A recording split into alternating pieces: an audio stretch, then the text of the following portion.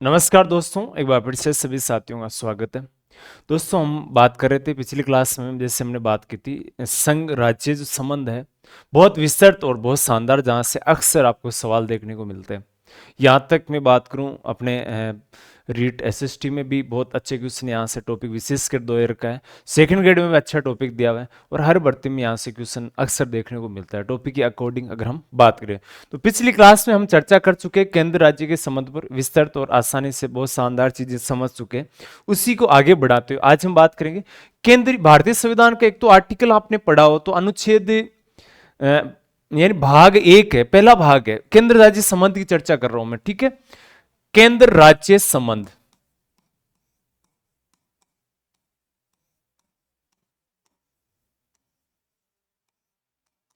और केंद्र राज्य संबंध की जहां से आप बात करो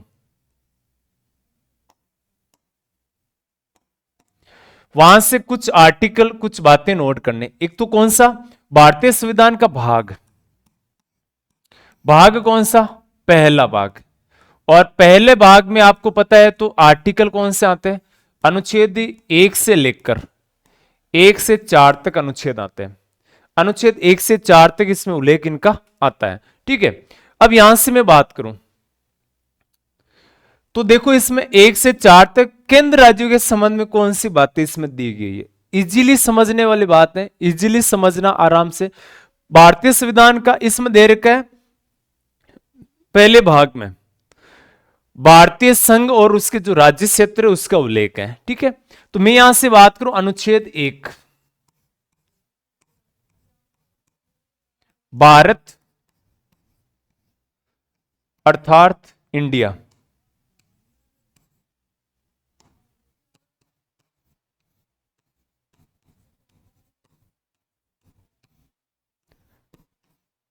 राज्यों का संघ।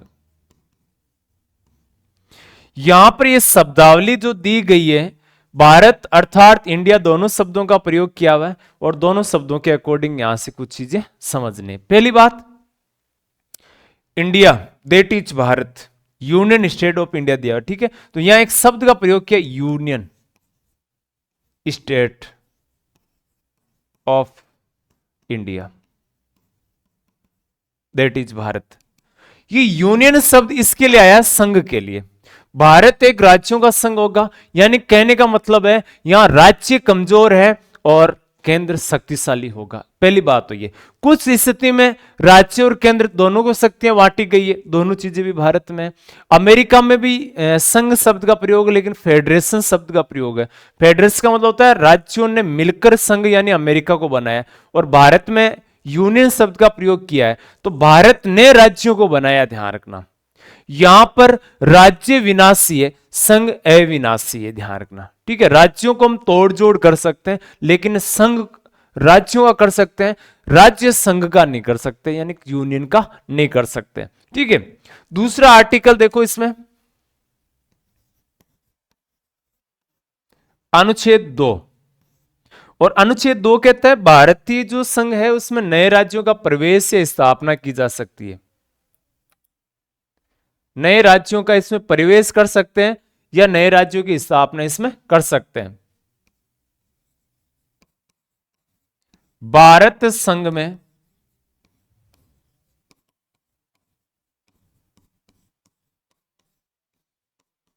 नए राज्यों का प्रवेश या स्थापना, भारत जो संघ है उसमें नए राज्यों का प्रवेश या इसमें हम क्या कर सकते हैं, नए राज्यों का प्रवेश या स्थापना कर सकते हैं।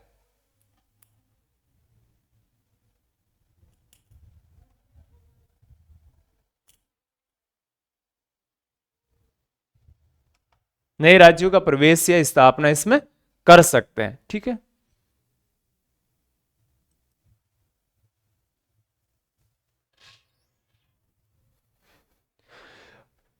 इसके मैं उदाहरण के तौर पे बात करूं तो आपको याद हो तो सिक्किम भारत का राज्य नहीं था, हिस्सा भी नहीं था सिक्किम।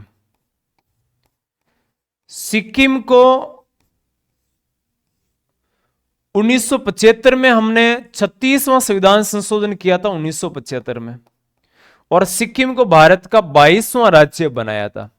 तो ये हम कह सकते हैं कि हम किसी क्षेत्र, अर्जित क्षेत्र को भारत में शामिल कर सकते हैं, किसी अर्जित क्षेत्र को भारत में शामिल कर सकते हैं। अर्जित कौन सा हो गया? सिक्किम। सिक्किम में चोग्याल वंश का राजवंश था और फिर हमने इसको भारत में मिलाया।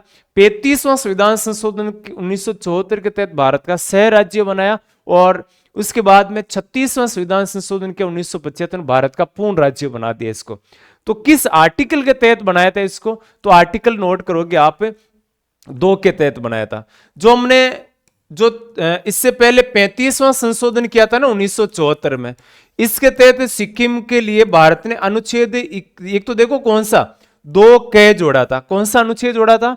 2 क जोड़ा था। और 2 क के तहत भारत का 6 राज्य बनाया था इसमें। और एक अनुसूची जोड़ी थी हमने। कौन सी अनुसूची जोड़ी थी? 9वीं अनुसूची जोड़ी थी। ठीक है, 9वीं अनुसूची, सॉरी 9वीं तो जोड़ चुके थे, 10वीं अनुसूची इसके तहत जोड़ी थी। बाद में इस क को और 2 क को और 10वीं अनुसूची को हमने क्या कर दिया? हटा दिया था। दोनों को ही क्या कर दिया? हटा दिया। और भारत में अनुच्छेद 2 है वैसे ही रखा और 36वां राज्य यानी सॉरी 22वां राज्य सिक्किम को भारत का बनाया। कहने का मतलब है भारतीय संघ के पास पावर है, किसी राज्य को प्रवेश कर सकते हैं, किसी राज्य को स्थापित कर सकते हैं। स्थापना के अधिकार हमारी संसद के पास में होता है। ठीक है, एक आपको आर्टिकल नोट करना है 3, ये 3 अनुच्छेद आपको रीड करने हैं। 3 क्या कहता है? भारतीय संसद के पास में यह अधिकार है कि संसद क्या कर सकते हैं? किसी भी राज्य का नाम बदल सकती है। तो नाम में क्या करेगी? राज्य के में परिवर्तन। किसी भी राज्य की सीमा में भी क्या कर सकती है? परिवर्तन। किसी भी राज्य के क्षेत्र में या तो क्या करेगी? वृद्धि कर सकती है, या किसी राज्य के क्षेत्र में कमी भी कर सकती है। कमी और वृद्धि दोनों कौन कर सकती है? भारतीय संसद कर सकती है। यह अधिकार इनके पास में है। ठीक है, किसी राज्य के नए राज्य का गठन कर सकती है। ठीक है, नए राज्य का गठन भारतीय संसद कर सकती है। यह कौन करेगा? यह संसद कर सकती है। ठीक है, अब मान लो कहने का मतलब है कि जैसे किसी राज्य का नाम चेंज करना हो, जैसे उत्तर प्रदेश का नाम पहले संयुक्त प्रांत था, 1950 में नाम उत्तर प्रदेश कर दिया। पांडिचेरी का नाम पहले पांडिचेरी था तो वर्तमान में पुदुचेरी कर दिया। असम का असोम कर दिया, उड़ीसा का उड़ीसा कर दिया। ये परिवर्तन कौन कर सकता है? तो ये भारतीय संसद। किस आर्टिकल के तहत? 3 के तहत। ठीक है, और चौथा आर्टिकल इतना ही नोट करना है, 1, 2, 3 अनुच्छेदों के तहत जो परिवर्तन किए जाते हैं वो साधारण बहुमत से होने हैं। यानी 2, 3 के तहत जो संशोधन करते हैं वो साधारण बहुमत से होने, अनुच्छेद 368 के तहत नहीं होंगे। ये बात कहता है कौन सा? चौथा आर्टिकल। तो ये एक तो याद रखना आपको कि संघात्मक पावर जो दिया गया वो केंद्र के पास में यहां पर थोड़ा सा मजबूत और विशेष तौर पे इसमें शामिल किया गया है। ठीक है, फिर इसमें मोस्टली हम बात करें तो थोड़ी सी चर्चा कि भारत आजाद हुआ, आजादी के बाद में एक लड़ाई छिड़ी थी कि भाई भारत में राज्य कैसे बनेंगे। तो भाषा के आधार पर, क्षेत्र के आधार पर, जनसंख्या के आधार पर, भूगोल के आधार पर बड़े सवाल यहां पर आए थे कि राज्य कैसे बनाएंगे। ठीक है, तब एक सवाल सबसे बड़ा सवाल था वो था कि भाषा के आधार पर राज्य बन सकते हैं क्या? क्योंकि भारत में वर्तमान में हम बात करें तो 22 भाषाएं बोली जाती है। संवैधानिक मान्यता प्राप्त 22 भाषाएं हैं। इसके अलावा भी बहुत सारी सैकड़ों भाषाएं, हजारों भाषाएं भारत में भाषाएं बोली जाती है। तो हर राज्य के आधार पर तो हम राज्य बना नहीं सकते, इसलिए कुछ आयोग गठित हुए थे। एक तो सबसे पहले यानी राज्य के गठन के लिए कुछ आयोग, राज्यों के गठन के लिए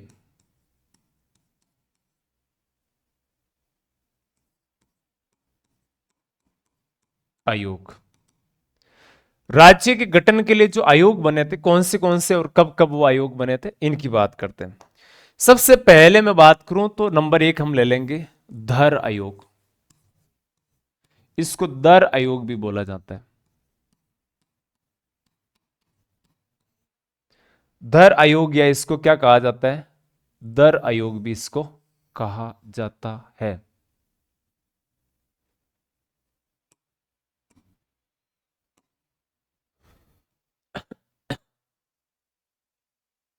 देखो इसमें दर आयोग एक तो नोट करोगे इसका गठन कब हुआ,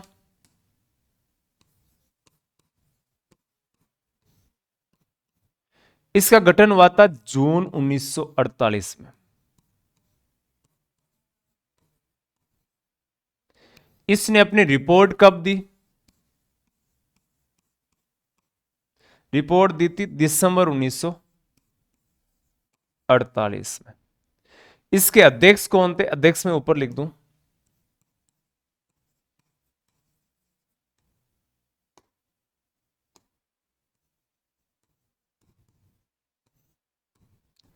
एस के धर,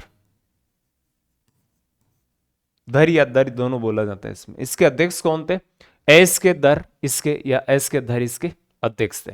ठीक है, एक तो ये इन्होंने कहा था कि भाषा के आधार पर राज्य नहीं बनाया जा सकता, भाषा के आधार पर राज्य के निर्माण का इन्होंने विरोध किया था। ठीक है, फिर एक और आयोग, एक समिति बनती है, जे वी पी समिति। समिति में आपको नोट करना है इसमें कौन कौन थे समिति में। इस समिति में जे का मतलब नोट करना है, जवाहरलाल नेहरू। इस समिति में वल्लभ भाई पटेल, सरदार वल्लभ भाई पटेल।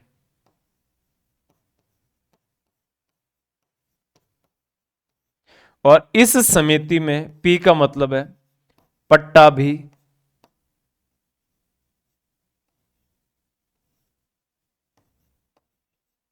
सीतारमैया। पहला पहला नाम लिया इनका, सबका ध्यान रखना, और उस नाम के आधार पर यह समिति गठित हुई है। देखो, जवाहरलाल नेहरू, वल्लभ भाई पटेल और पट्टाभी सीतारमैया, ये 3 सदस्य समिति थी, 3 सदस्य थी, ध्यान रखना। ठीक है, और इस समिति ने अपनी रिपोर्ट और ये गठन की बात करें तो इसका गठन कब होता है, इस समिति का गठन होता है दिसंबर 1948 में। और यह समिति अपनी रिपोर्ट कब देती है,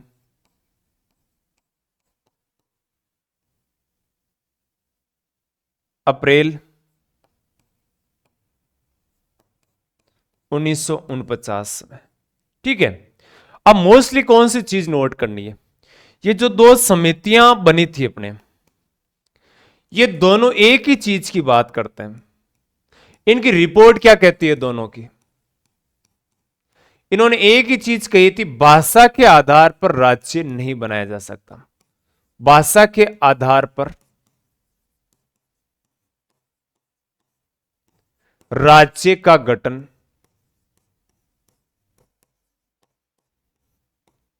नहीं हो सकता।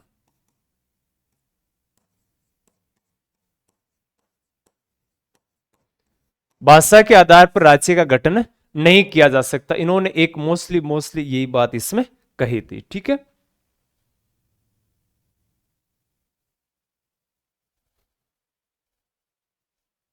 अच्छा, ये एमसीक्यू अपने यूट्यूब पर करवा देंगे। ठीक है, देखो, तो ये दर आयोग एस के धर गठन होता है जून 1948 में, और रिपोर्ट आती है दिसंबर 1948 में, यानी 48 में तो गठन हो जाता है और 48 में ये क्या कर देते हैं, अपनी रिपोर्ट दे देते हैं। और दूसरी मोस्टली पॉइंट आपको जो नोट करना वो ये है कि दोनों ही समितियों और आयोग ने क्या किया था कि भाषा के आधार पर राज्य नहीं बनाया जा सकता। तो हम कह सकते हैं कि मांग उठी थी उसके बाद में, लेकिन इस आधार पे कहा कि जैसे कोई गुजराती बोलने वाला तो उसके लिए गुजरात उस टाइम नहीं बन सकता था, राजस्थानी बोलने वालों के राजस्थान, भाषा के आधार पर नहीं बनाया जा सकता। फिर क्या होता है फिर कंडीशन थोड़ी चेंज होती है, एक बनता है जस्टिस फजल अली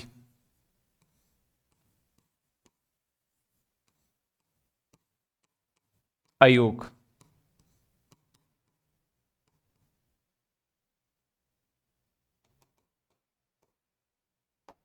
आयोग कब बनता है? पहली बात तो ये, आयोग बनता है 1953 में। रीजन भी बताएंगे क्यों बनाता ये। 1953 में आंध्र प्रदेश में, यानी मैं बात करूं तमिलनाडु की, तमिलनाडु भारत का जो दक्षिण भारत का राज्य है, उससे भाषा के आधार पर एक राज्य के निर्माण की मांग उठी थी। और भाषा के आधार पर तमिल और तेलुगु बोलने वाले लोग इसमें ज्यादा थे, तो भाषा के आधार पर मांग उठी। मांग उठी थी कब? 1953 की बात है, 52-53 में लगभग मांग उठी थी। 1953 में एक व्यक्ति थे पोटी श्री रामालू, व्यक्ति का नाम था पोटी श्री रामालू। पोटी श्री रामालू का लगभग कहा जाता है, जैसे माध्यमिक शिक्षा बोर्ड में तो 58 दिन है, वैसे 56 दिन का कहा जाता है। लगभग इन्होंने 56 दिन अनशन किया, और अनशन करने के बाद में इनकी क्या हो जाती है? मृत्यु हो जाती है। मृत्यु होने के बाद में जब ये मांग उठी थी कि भाषा के आधार पर राज्य होना चाहिए, और 56 दिन अनशन के बाद में पोटी श्री रामालू जो नेतृत्व कर रहे थे उनकी मृत्यु हो गई। मृत्यु होने के बाद में सरकार पर दबाव बहुत ज्यादा आ गए, और जनता का विद्रोह आंदोलन जो था भड़क गया था।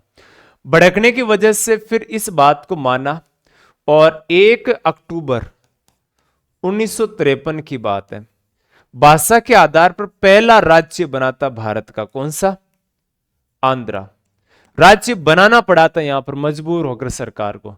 अब सरकार ने राज्य तो बना दिया, अब सरकार के पास क्या ऑप्शन है? तो सरकार के पास ऑप्शन था कि अब इस बात को वेरीफाई करो आप कि राज्य बनाए वो सही है। फिर इन्होंने एक आयोग गठित किया था, उस आयोग का नाम था फजल अली आयोग। क्या नाम था इस आयोग का? फजल अली आयोग। फजल अली इस आयोग के अध्यक्ष थे, ध्यान रखना। फजल अली क्या थे? इस आयोग के अध्यक्ष थे। तो आपसे एक चीज पूछेंगे यहां से, पहली बात है गठन कब हुआ इसका? तो जवाब देना है 1953 में हुआ था। दूसरी बात है कि इसने अपनी रिपोर्ट कब सौंपी? रिपोर्ट इन्होंने दे दी 1955 में। तीसरी बात है कि रिपोर्ट को लागू कब किया हमने?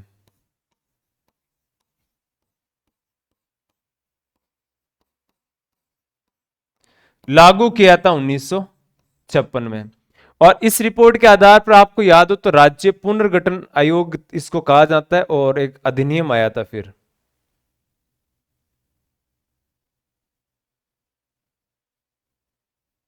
अधिनियम कौन सा आता है? राज्य पुनर्गठन अधिनियम 1956। ये 1956 राज्य पुनर्गठन आयोग इसी को कहा जाता है, 1956 इसी कहा जाता है। और इसको क्या कर दिया? इसी आधार पर। अब सबसे बड़ी बात इसमें कहा क्या गया और मुख्य बातें क्या? एक तो नोट करोगे इसके अध्यक्ष, ये 3 सदस्य आयोग था। कितने सदस्यों का आयोग था ये? 3 सदस्य आयोग था।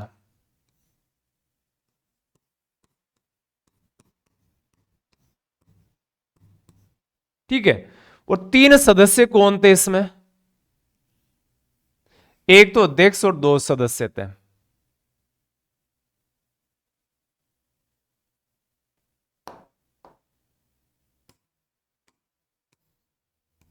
एक तो हो गया जस्टिस फजल अली,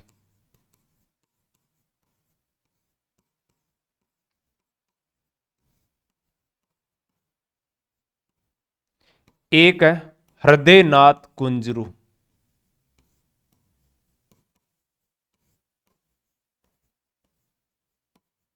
इसको एच.एन. कुंजरू भी लिख सकते हैं, के.एम. पणिक्कर। 3 सदस्य था। और इसके अध्यक्ष आपसे पूछे तो ये थे इसके अध्यक्ष। और इसको और क्या कहा जाता है? इसको राज्य पुनर्गठन आयोग कहते हैं इसको। ये क्या था? राज्य पुनर्गठन आयोग। और ये आयोग 1956 में रिपोर्ट लागू हुई इसकी। इसके आधार पर राज्य पुनर्गठन अधिनियम आता है 1956 में। कौन सा अधिनियम आता है? राज्य पुनर्गठन अधिनियम आता है 1956 में। और इसी के आधार पर आपको याद होगा तो भारत में राज्य कितने बनाने थे, केंद्र शासित प्रदेश कितने बनाने थे, ये बात इसी के आधार पर निर्धारित करना हमने दिया था। ठीक है,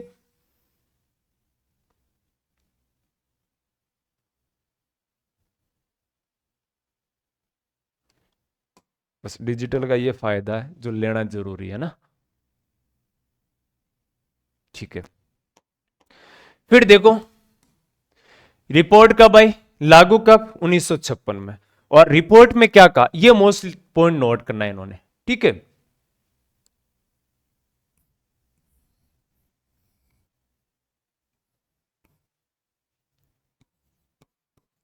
इन्होंने कहा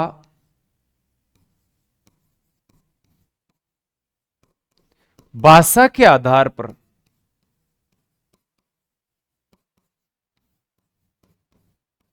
राज्य बनाया जा सकता है। पहले वाले दोनों ने क्या कहा था, भाषा के आधार पर राज्य बनाया नहीं जा सकता है, लेकिन उसमें कुछ कंडीशन डाल दी इन्होंने। लेकिन एक भाषा एक राज्य नहीं। इन्होंने कहा भाषा के आधार पर राज्य तो बना सकते हैं, लेकिन एक भाषा एक राज्य नहीं बनाया जा सकता। यह बात किसने कही थी, फजल अली आयोग ने कही थी। बहुत अच्छी बात कही थी, ध्यान रखना। ठीक है, उन्होंने कहा भाषा के आधार पर राज्य तो बनाया जा सकता है, लेकिन एक भाषा एक राज्य नहीं बनाया जा सकता। तो इस आधार पर हम कह सकते हैं कि पहले वाली रिपोर्ट भी ठीक थी। अब इसका मतलब यह होता है कि जैसे किसी क्षेत्र में एक ही भाषा बोलने वाले लोग रहते हैं, तो उनके लिए एक राज्य अलग से नहीं बनाया जा सकता, उससे बाकी भाषा बोलने वाले लोग भी रह सकते हैं। ये बात इन्होंने कही थी। बहुत अच्छी रिपोर्ट थी इनकी, मोस्टली नोट करना। फिर इस रिपोर्ट में यह कहा गया था कि भारत में राज्य कितने बनेंगे। फिर इन्होंने ये भी कहा था कि भारत में राज्य कितने बनेंगे। तब इन्होंने कहा कि भारत में टोटल, इसने अपनी रिपोर्ट में 16 राज्य यानी सुझाव दिया था। इन्होंने कहा 16 राज्य और 3 क्या बना दो, केंद्र शासित प्रदेश बना दो। यह सुझाव इन्होंने दिया था। लेकिन भारत सरकार ने क्या किया, फिर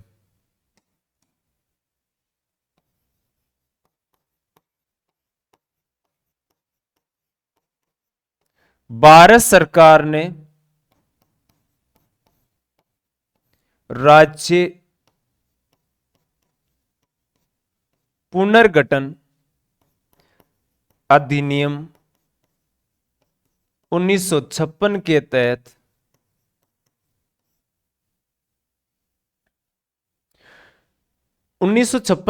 फिर किया था 7वां संविधान संशोधन, और टोटल 14 राज्य तथा 6 केंद्र शासित प्रदेश बनाए। ठीक है, और इसके लिए हमने 7वां संविधान संशोधन भी किया था। ध्यान रखना, यह भी कब हुआ था, 1956 में हुआ था 7वां संविधान संशोधन। और इस संविधान संशोधन के तहत भारतीय संविधान का 7वां भाग हमने हटाया था। इसमें ए बी सी डी के आधार पर भारत में जो राज्य है ना, उनका विभाजन किया हुआ था। भारत में उस समय राजस्थान 20 श्रेणी का राज्य था। कौन सी श्रेणी में था, 20 श्रेणी का राज्य। तो श्रेणी सिस्टम समाप्त कर दिया, एबीसीडी समाप्त कर दिया। कौन से भाग में जुड़ी हुई थी, 7वें भाग में। कौन सा आर्टिकल था, 238, अनुच्छेद 238, यानी 7वां भाग। और 7वां भाग में 238 अनुच्छेद, आर्टिकल कौन सा, 238। इनको हमने क्या कर दिया, निरसित कर दिया था। अब वर्तमान में अगर हम बात करें तो 14 राज्य और 28 राज्य, 14 राज्य और उस समय 6 केंद्र शासित प्रदेश बनाए थे। वर्तमान में हमारे पास में 28 राज्य और 8 केंद्र शासित प्रदेश है। इनकी सूची भारतीय संविधान के पहले अनुच्छेद में दी हुई है। पहला अनुच्छेद जो हम पढ़कर आए ना, भारत राज्यों का संघ होगा। इसमें साफ साफ लिखा है कि भारत में राज्य है ना 28 है। इन राज्यों की सूची इस आर्टिकल में दे रखी है इसके अकॉर्डिंग, और 8 केंद्र शासित प्रदेश है। इनकी सूची आपको मिलेगी प्रथम अनुसूची में। ये जो दे रखा है ना, भारत राज्यों का संघ होगा, ये राज्यों का संघ होगा, और इसका उल्लेख कहां मिलेगा आपको? भारतीय संविधान की जो पहली अनुसूची में उसके इसमें इसका उल्लेख मिलेगा। ठीक है, तो मोस्टली ये चीज बहुत अच्छी और काम की चीज है, आपको नोटिस करना, अच्छे से रीड करना इसमें। ठीक है, तो इस आधार पर हमने राज्य और इनको क्या कर लिया? विभाजित कर लिया। फिर अपने सवाल ये बनता है, केंद्र और राज्यों के मध्य, केंद्र और राज्यों के मध्य शक्तियों का विभाजन। अब इस आधार पर वर्तमान में कितने राज्य अपने पास में? 28 राज्य। वर्तमान में कितने राज्य? 28।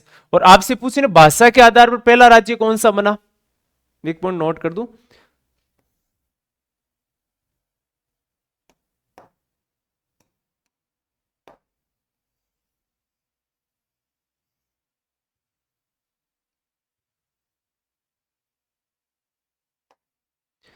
भाषा के आधार पर पहला राज्य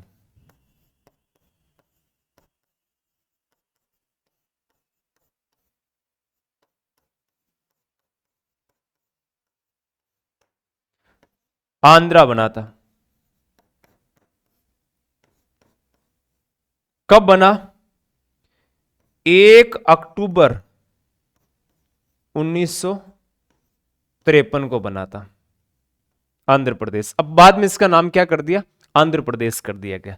ठीक है, वर्तमान में 28वां राज्य यानी 29वां राज्य, अभी तो 28 है, जम्मू कश्मीर को 2019 में हमने क्या कर दिया? राज्य से केंद्र शासित प्रदेश बना दिया, तो अब हमारे पास में 28 राज्य बने। 29वां राज्य आपको पता है कौन सा बना था? 29वां राज्य बना था अपना तेलंगाना। कब? 2 जून 2014 को बना था तेलंगाना। 29वां राज्य भारत का बना था। अब वापस घटकर कितने हो गए? 28 राज्य वर्तमान में हो गए। ठीक है, तो ये चीजें आपको क्या करनी है? नोट करनी है। आगे देखते हैं। अब हमने बात करें केंद्र राज्य, इसमें विधायी, वित्तीय और प्रशासनिक संबंध कैसे? अच्छी चीज है, नोट करना।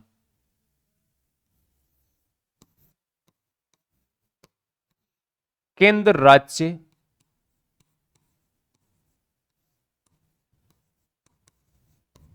कौन से संबंध की बात करेंगे? विधायी संबंध, वित्तीय संबंध और प्रशासनिक संबंध।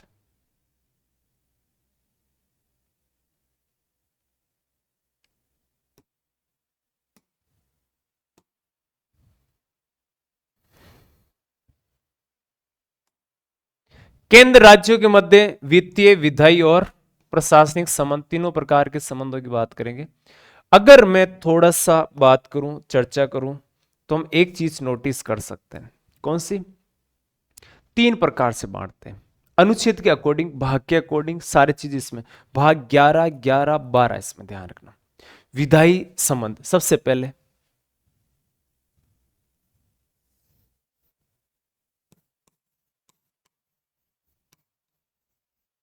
विधायी संबंध।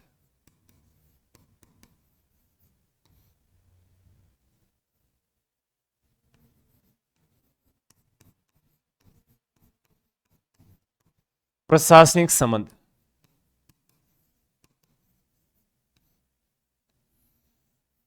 और तीसरा होता है वित्तीय संबंध, खर्चा पानी, बजट। 3 संबंध नोट करने आपको, विधायी संबंध, वित्तीय संबंध,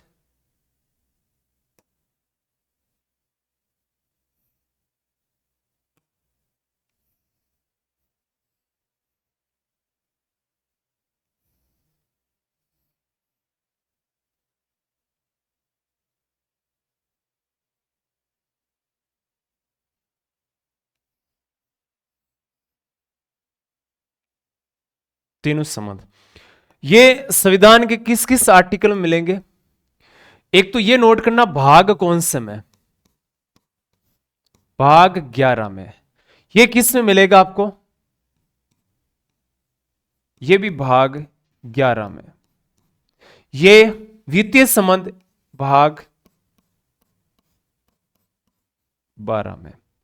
भाग 11 का जो पहला अध्याय है ना, उसमें इसका उल्लेख है, अध्याय 1। ठीक है, इसमें आपको अध्याय ढूंढना है तो कौन सा अध्याय मिल जाएगा? अध्याय, इनके अध्याय पूछे जाते हैं एग्जाम, पिछले उठा के क्वेश्चन उठा के देखोगे ना, उसमें अध्याय पूछे जाते हैं, ध्यान रखना। अध्याय 2, इसमें अध्याय की जरूरत नहीं। ठीक है, इसमें आर्टिकल की बात करें, अनुच्छेद कहां से कहां तक है?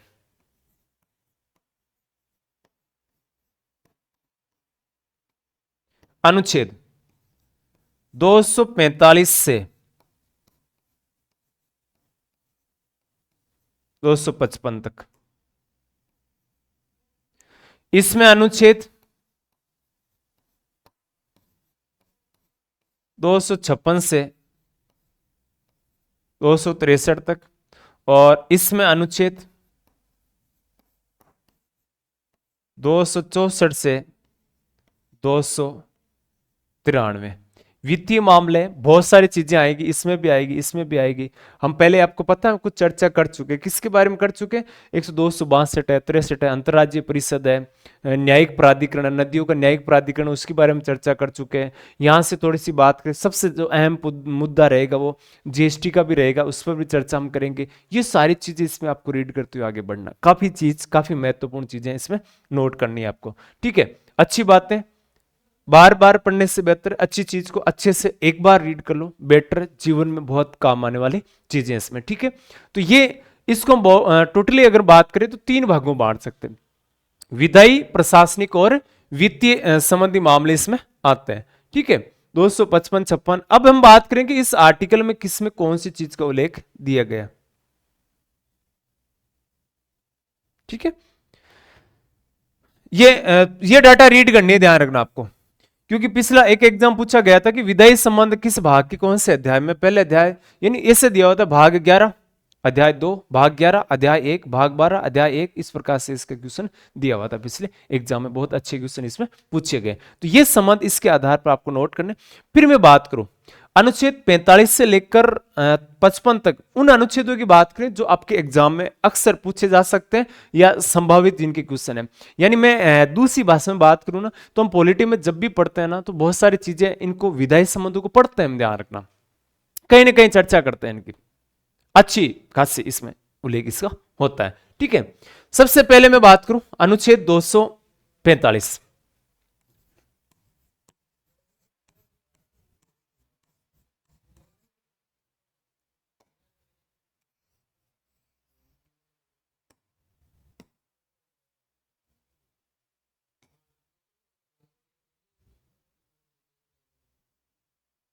दो सौ पैंतालीस क्या कहता है? 245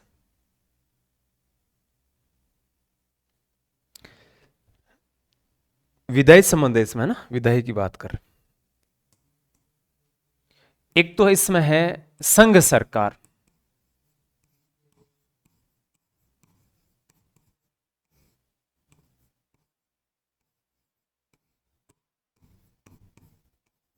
संघ राज्य क्षेत्र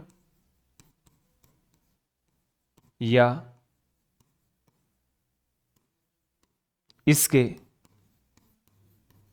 किसी भाग पर विधि निर्मित कर सकती है।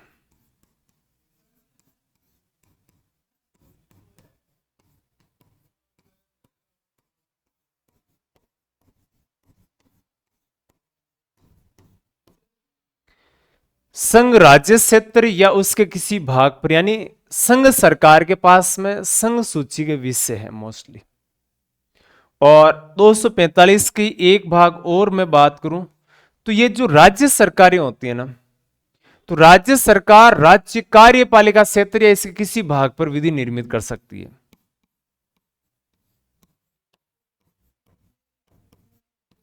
राज्य सरकार राज्य कार्यपालिका क्षेत्रीय या इसके किसी भाग पर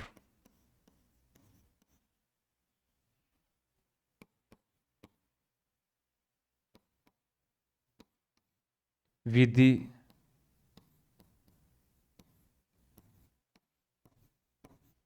निर्मित कर सकती है। ठीक है, राज्य सरकार के पास सेम पावर है, इसी प्रकार से केंद्र सरकार के पास में इस प्रकार का पावर होता है। ठीक है, ये इतनी सी जानकारी कौन सा आर्टिकल देता है? अनुच्छेद 45 देता है।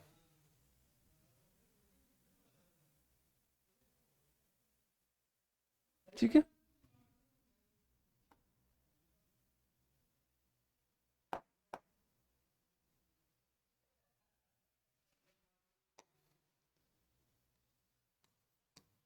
मतलब समझे इसका? सिंपल मतलब निकालना है आपको।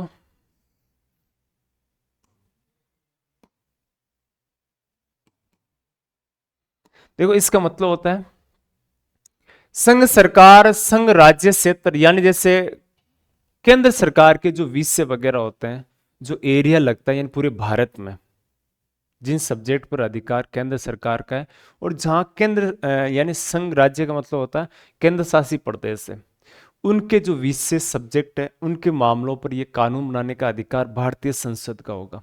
और राज्य सरकार, जैसे राजस्थान सरकार है, तो राजस्थान में राज्य कार्यपालिका क्षेत्र कौन सा आ जाएगा? राज्य कार्यपालिका क्षेत्र राजस्थान का क्षेत्र आ जाएगा, जितने जिन पर रूल्स बनाने का अधिकार। तो कहने का मतलब 245 इनको विधि निर्मित करने का पावर देता है, कानून बनाने का अधिकार देता है। और 246 कहता है हम जो सूचियां पढ़कर आए, संघ सूची, संवर्ती सूची, राज्य सूची, संघ सूची, संवर्ती सूची और राज्य सूची, तीन सूचियां पढ़कर आए। तो इसमें संघ सूची के विषय पर कानून कौन बना सकता है? केंद्र सरकार। राज्य सूची पर राज्य सरकार, और संवर्ती सूची पर दोनों सरकारें मिलकर विधि निर्मित कर सकते। बस यही बात 246 में की हुई है। ठीक है,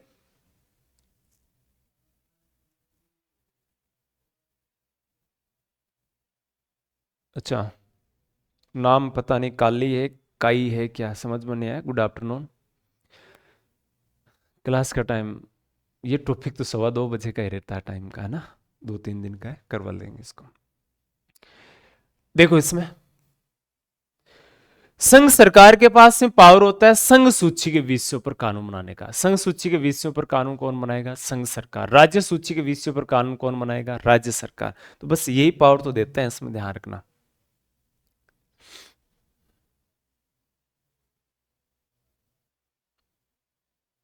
तो एक तो नोट कर लोगे, संघ सूची के विषयों पर कानून बनाने का अधिकार किसका है? संघ सरकार।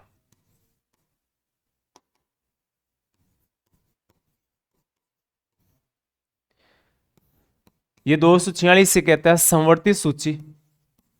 आप सूचियां पढ़कर आए, याद होगा, दो अनुच्छेद भारतीय संविधान की अनुसूची कौन सी? अनुसूची 7वीं में हम 3 प्रकार की सूचियां पढ़कर आए, संघ सूची, संवर्ती और राज्य सूची। ठीक है, 2:15 का है काई। ठीक है, कानून कौन बना सकता है संवर्ती सूची पर? तो संघ सरकार प्लस राज्य सरकार, दोनों मिलकर।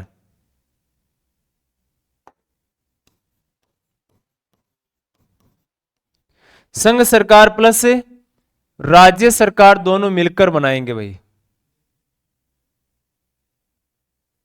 ठीक है, संघ सरकार और राज्य सरकार दोनों मिलकर बनाएंगे। अच्छा, राज्य सूची की बात करें तो राज्य सूची पर कानून बनाने का अधिकार किसका होता है? राज्य सूची पर कानून बना सकती है राज्य सरकार। ठीक है, अच्छा, इन तीनों को अधिकार है कानून बनाने का। और ऐसे विषय जो राज्य कार्यपालिका के क्षेत्र में नहीं आते, उन पर भी कानून कौन? अवशिष्ट की बात नहीं कर रहा हूं मैं, ध्यान रखना। ऐसे विषय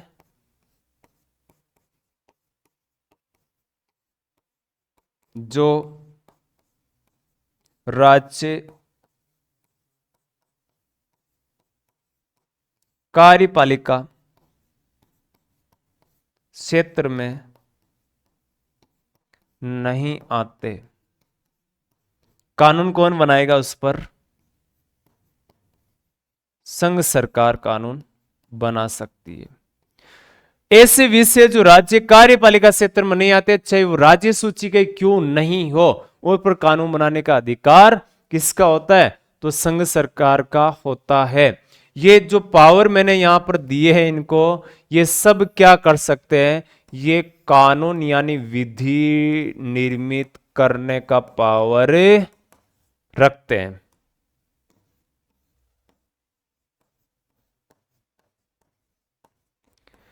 तो मैंने पहले कहा था कि 245 से 55 तक विधायी शक्तियां, तो विधायी में विधायी की बात करेंगे, कानून की बात करेंगे।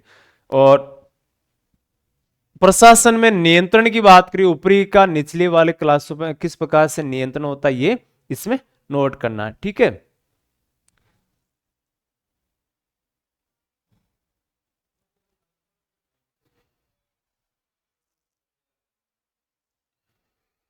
अच्छा केली नाम है क्या? हमेशा होती है, रेगुलर होगी अपने टॉपिक, हमेशा होती है।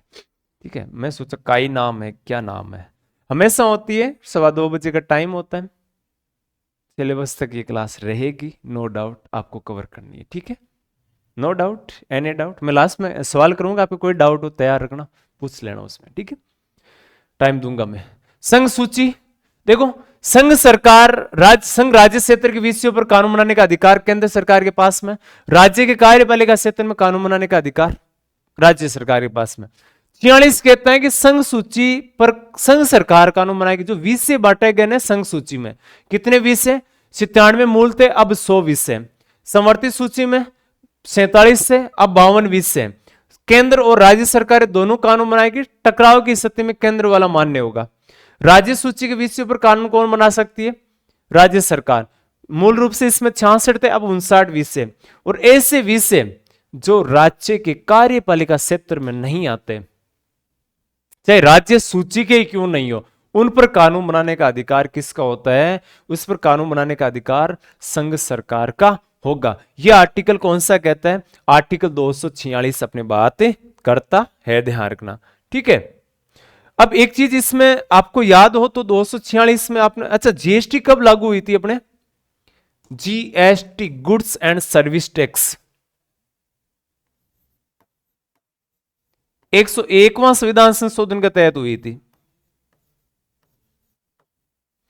इसके तहत हमने क्या किया था? इसमें एक अनुच्छेद जोड़ा था, हालांकि आगे और भी जोड़ेंगे अनुच्छेद, एक अनुच्छेद ही नहीं है, और भी अनुच्छेद जोड़ेंगे जीएसटी में। बहुत अच्छे अच्छे अनुच्छेद हमने शामिल किए। इसके तहत प्रावधान चेंज हुए कुछ, और प्रावधान ये हुआ कि जीएसटी को अंतः स्थापित कर लिया।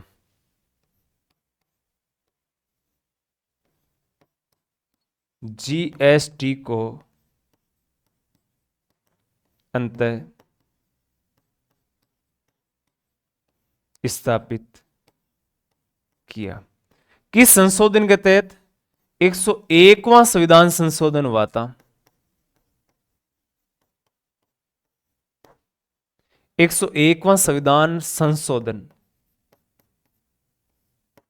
2016 में हुआ था। 2016 में जो 101वां संविधान संशोधन हुआ, उसके तहत जीएसटी को हमने इसमें अंतः स्थापित कर लिया था। ठीक है, इसमें शामिल कर लिया। अब जीएसटी पर भी कानून बनाने का अधिकार किसके पास में दिया, कैसे दिया, उस पर भी हम बात करेंगे। जीएसटी पर केंद्र सरकार राज्य सरकार बना सकती है, लेकिन व्यापार वाणिज्य अंतर्राज्यीय मामले इसमें अलग होते हैं। ठीक है, तो देखो 45, 46, 47 आगे। अच्छा, आर्टिकल 247 में आपको डिटेल से याद रखने की जरूरत नहीं है। 247 है कुछ मामले सुनने के लिए, समझाने के लिए, कुछ न्यायालय वगैरह है, उसकी स्थापना करने का अधिकार संसद के पास में दिया हुआ है। वो कहीं पूछने की संभावना बहुत कम है, लेकिन आपको आर्टिकल नोट करना 248, अनुच्छेद 248, अनुच्छेद 248।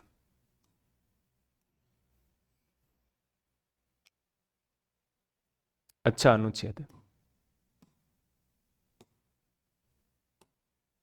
क्या कहता है 248? अवशिष्ट विषय पढ़े आपने?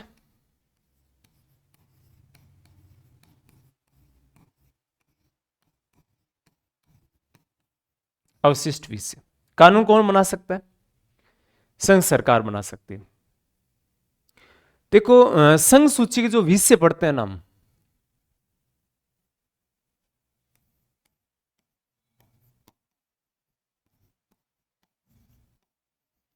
संघ सूची में 97 नंबर पर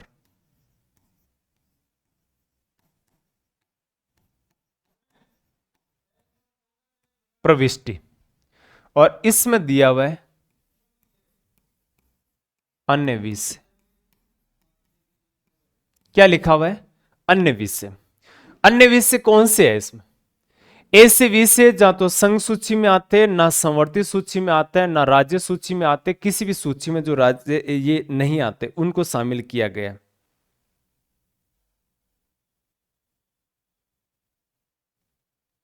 उनको हमने क्या किया है? शामिल किया है। ये जो अन्य विषय ना, यही कौन से आ जाएंगे? आपके अवशिष्ट विषय। जो अन्य विषय शामिल किए वही कौन से आ जाएंगे? अवशिष्ट विषय। और आपको पता है अवशिष्ट विषयों पर कानून बनाने का अधिकार किसके पास में? संघ सरकार के पास में दिया हुआ है। ठीक है, तो जैसे मैं उदाहरण के लिए बात करूं, जैसे साइबर क्राइम है।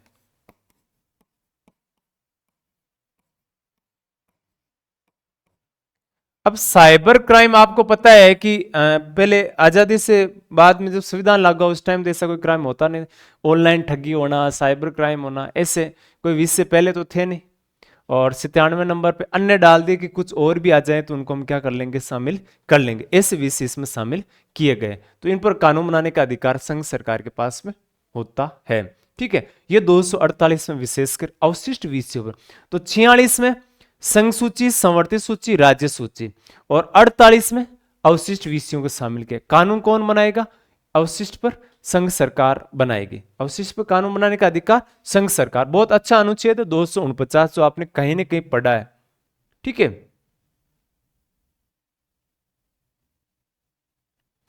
अनुच्छेद 249।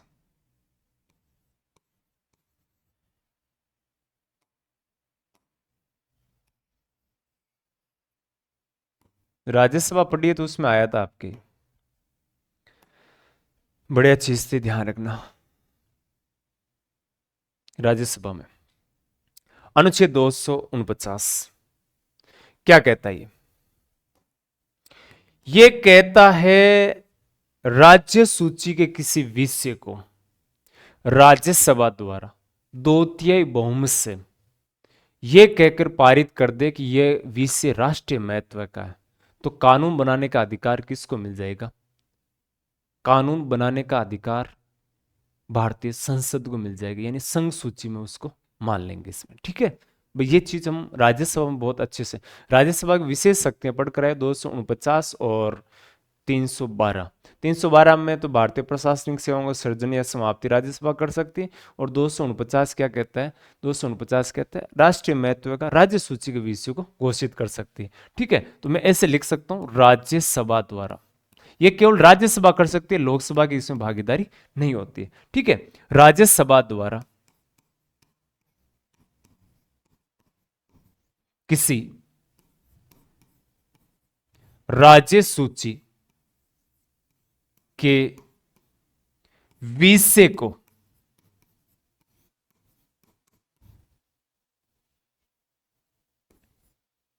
दो तिहाई बहुमत, ये विशेष बहुमत होता है उपस्थित और मतदान करने वाले, ध्यान रखना।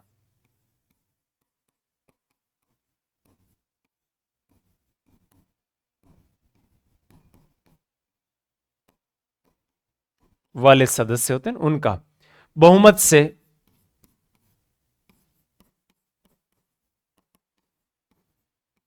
राष्ट्रीय महत्व का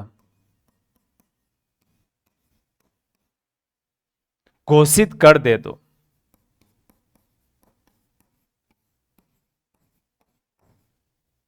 कर दे तो कानून बनाने का अधिकार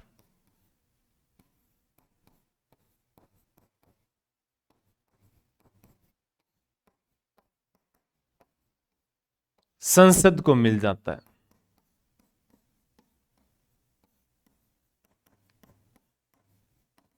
फिर उस पर कानून कौन बनाएगा? संसद। लेकिन याद रखना, एक बार 1 वर्ष के लिए,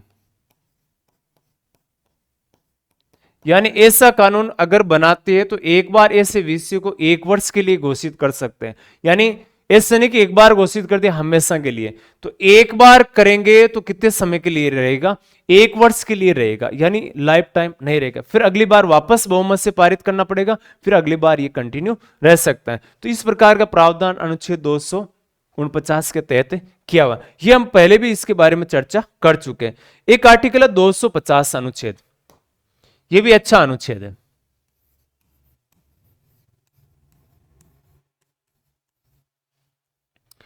दो 250 से कहता है कि जब आपातकाल की स्थिति होती है, अनुच्छेद 352, 356, 360, तो राज्य सूची के विषयों पर कानून कौन बनाएगा? संघ सरकार बना सकती है ना।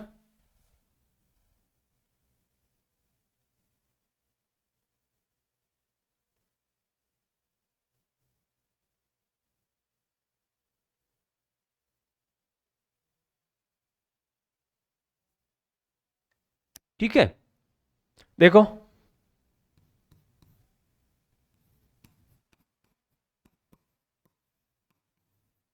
आपातकाल में राज्य सूची के विषयों पर कानून संसद बना सकती है।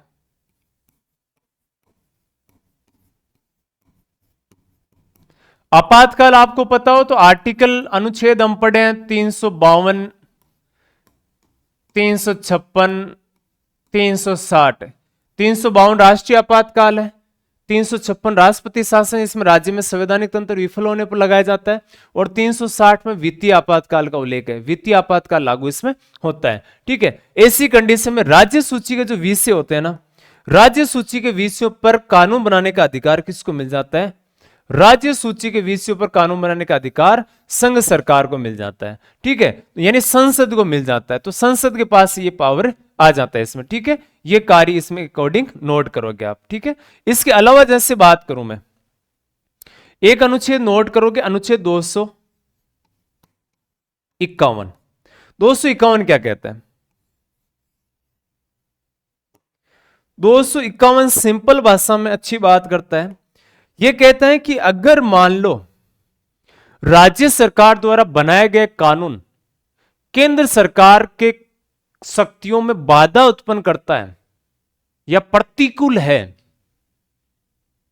तो केंद्र सरकार द्वारा कानून मान्य होगा, राज्य वाला निष्प्रभावी हो जाएगा। ठीक है, ये बात करता है, इतनी सी बात करता है ये। ठीक है,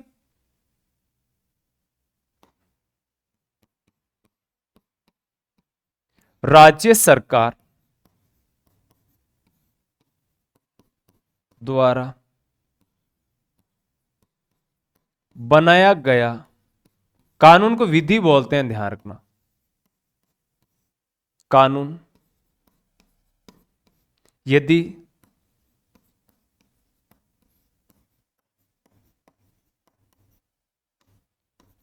केंद्र सरकार के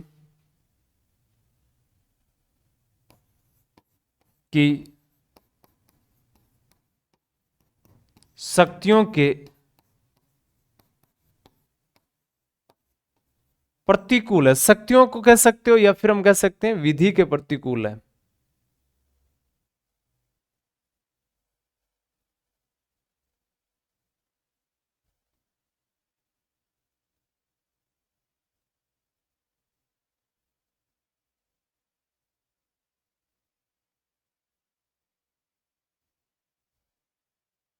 प्रतिकूल है तो केंद्र सरकार के कानून के प्रतिकूल है, ऐसे कर लो, शक्ति है जगह विधि कर लो, विधि समझ में ठीक आएगा, विधि या कानून कर लेते हैं।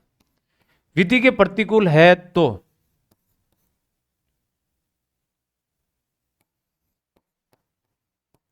केंद्र सरकार का कानून मान्य होगा।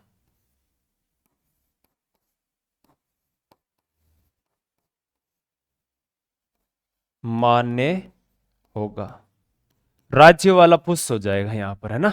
51 में राज्य वाला क्या हो जाएगा, समाप्त हो जाएगा। तो ये चीज आपको नोट करनी है। तो ये मोस्टली अगर हम बात करें तो ये हमने बात कर ली कौन सी, विधायी शक्तियों की। वित्तीय शक्तियां ठीक है थोड़ी सी, लेकिन प्रशासनिक शक्तियों में एक दो अनुच्छेद आपको ज्यादा नोट नहीं करने, थोड़े से अनुच्छेद रीड करने इसमें, ठीक है। तो आज की क्लास में जो हमने चर्चा की है मोस्टली बहुत अच्छे से आपको समझ, बहुत शानदार मैंने तरीके से चीजें समझाई है।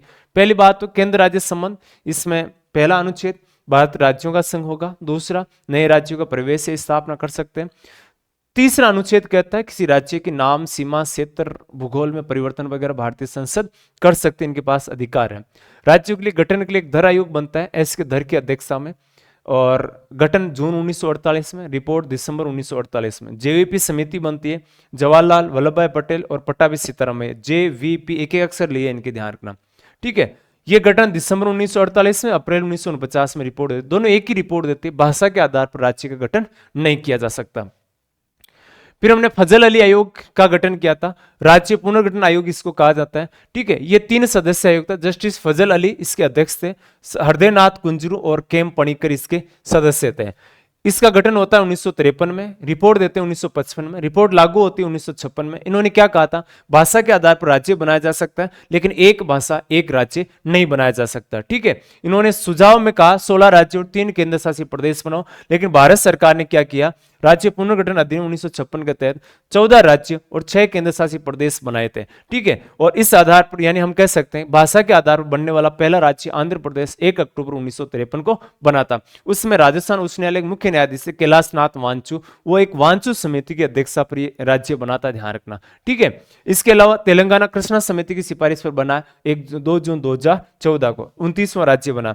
7वां संशोधन के तहत हमने एबीसीडी के आधार पर जो राज्य विभाजित है भारत के, ABCD, राजस्थान 20 श्रेणी का राज्य था, श्रेणी सिस्टम समाप्त कर दिया, 7वां भाग समाप्त कर दिया, अनुच्छेद 238 को निरसित कर दिया, और उसके स्थान पर हमने 14 राज्य और 6 केंद्र शासित प्रदेश बनाए। फिर केंद्र राज्य संबंध को 3 भागों में बांटते हैं। कितने भागों में, तो एक तो विधायी संबंध है, प्रशासनिक संबंध है, वित्तीय संबंध। विधायी संबंध भाग 11 में, भाग 11 में अध्याय 1 में अनुच्छेद 245 से 55 तक है। प्रशासनिक संबंध भाग 11 अध्याय दूसरा, इसका ध्यान रखना, 256 से 63 अनुच्छेद में। वित्तीय संबंध है भाग 12 में, और 264 से लेकर 293 तक इसका उल्लेख मिलता है, ठीक है। फिर हम बात करते हैं अनुच्छेद 245 क्या कहता है। 245 सिंपल भाषा में बात करता है ये संघ सरकार या संघ राज्य क्षेत्र या इसके किसी भाग में विधि निर्मित कर सकती है। संघ सरकार क्या कह सकती है, कानून बना सकते हैं, किस क्षेत्र में, संघ राज्य क्षेत्र या इसके किसी भाग में, ठीक है। राज्य सरकार राज्य कार्यपालिका क्षेत्र या इसके किसी भाग में कानून बना सकती है। और 246 कहता है संघ सूची पर कानून संघ सरकार बनाएगी, संवर्धित सूची पर संघ और राज्य बनाएगी, राज्य सूची पर राज्य सरकार बनाएगी, और ऐसे विषय जो राज्य कार्यपालिका क्षेत्र में नहीं आते उन पर कानून है संघ बनाएगी। 246A में क्या है, जीएसटी को अंतः स्थापित किया, 101वां संविधान संशोधन हुआ था 2016, उसके तहत शामिल किया इसमें। 248 अवशिष्ट विषय, कानून बनाने का अधिकार किसका है, संघ सरकार के पास।